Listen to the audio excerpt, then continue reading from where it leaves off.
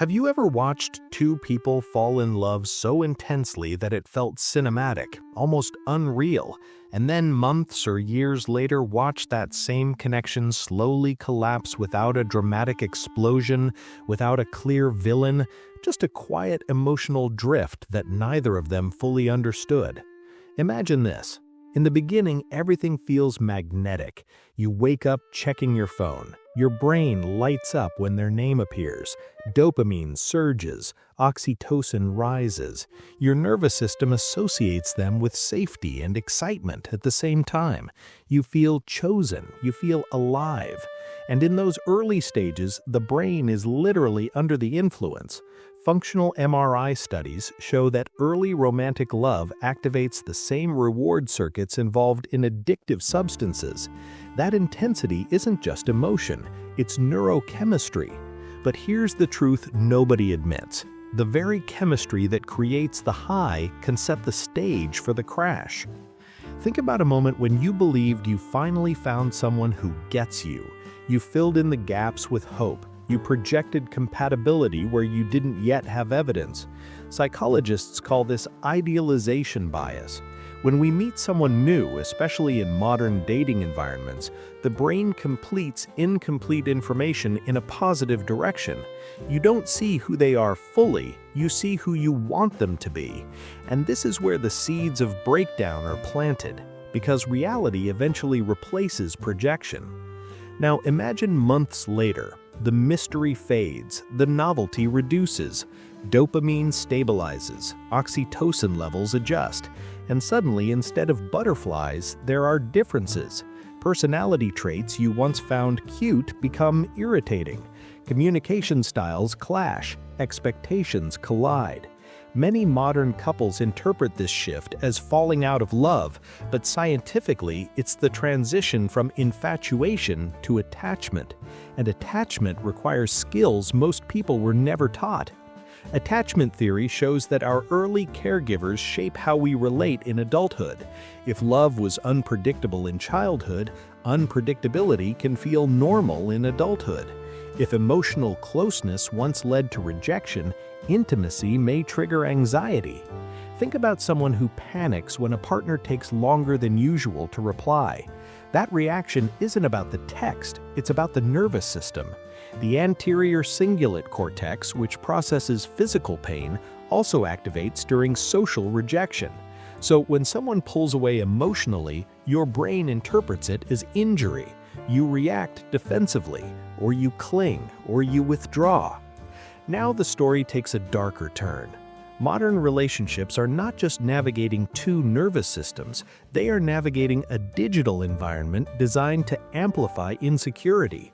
Swipe culture introduces an endless stream of alternatives. Research on the paradox of choice shows that when options increase, satisfaction decreases. Instead of deepening commitment, people subconsciously scan for upgrades.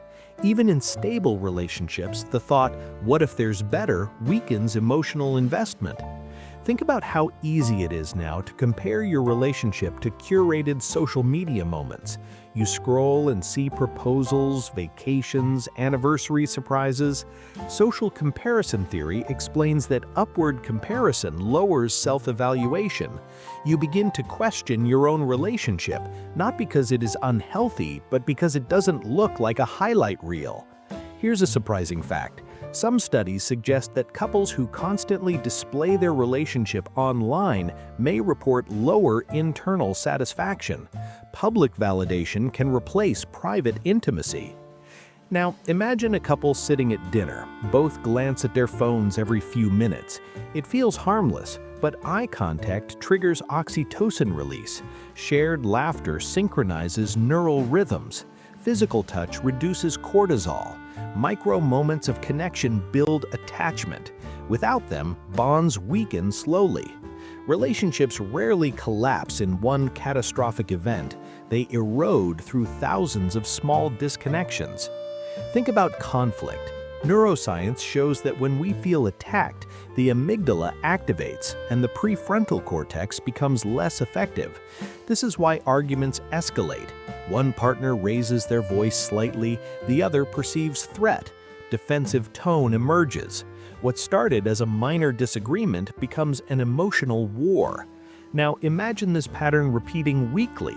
The nervous system begins associating the partner with stress rather than safety. Here's something many people don't realize. Chronic stress from finances, career pressure, and constant digital stimulation elevates baseline cortisol. High cortisol reduces empathy and patience. So modern couples aren't just fighting each other, they are fighting exhaustion. Emotional regulation becomes harder. Small irritations feel larger. Without understanding stress physiology, people assume compatibility is the problem. Now, think about the anxious avoidant dynamic. One partner fears abandonment and seeks reassurance. The other fears engulfment and seeks space. The more one pursues, the more the other distances. This dynamic can feel intensely passionate because unpredictability increases dopamine spikes. Intermittent reinforcement, the same mechanism that drives gambling addiction, keeps people hooked. Anxiety feels like chemistry, but long-term security requires stability, not volatility. Now imagine a night when you're waiting for a reply. You check your phone repeatedly, your chest tightens. When the message finally arrives, relief floods your body. That relief is a dopamine spike. Over time, your brain can confuse relief from anxiety with love itself. But sustainable relationships are built on calm safety, not constant highs and lows. Now the truth deepens. Many people enter relationships to escape loneliness rather than to share growth.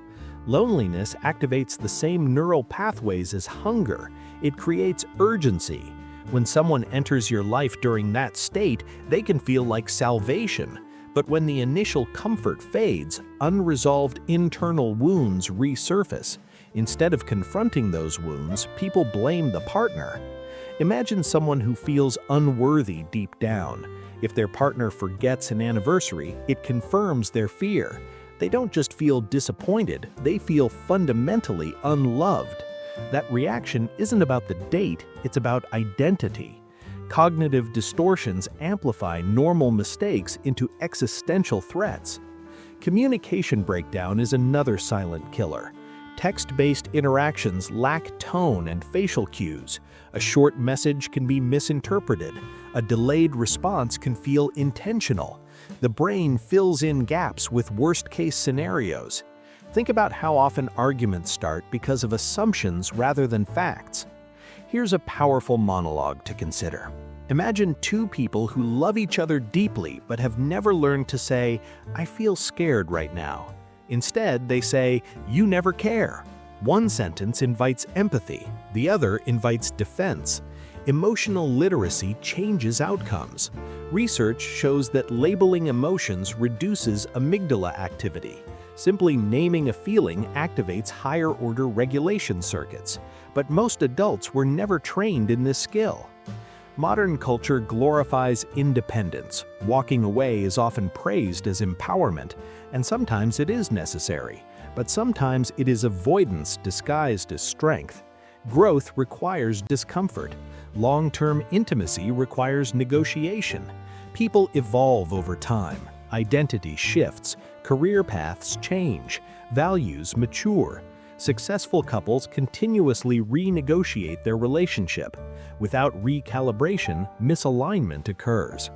Now think about someone who begins therapy and develops boundaries. If their partner feels threatened by change, conflict emerges.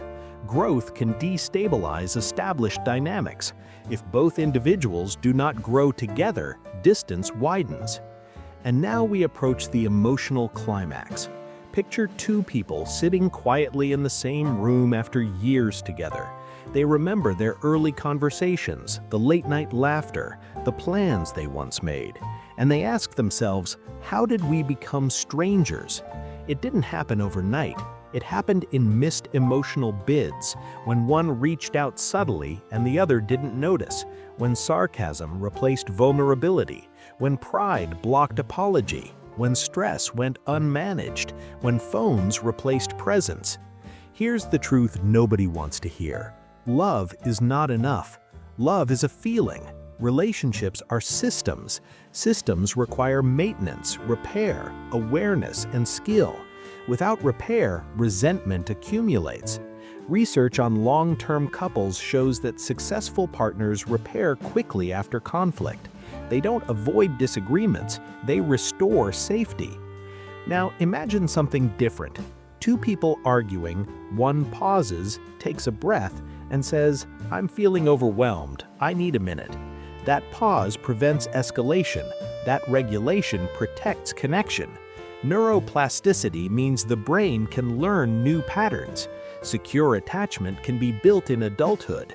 Emotional safety can be cultivated intentionally. Modern relationships fail because modern humans are overstimulated, overstressed, and undertrained in emotional intelligence. But modern humans also have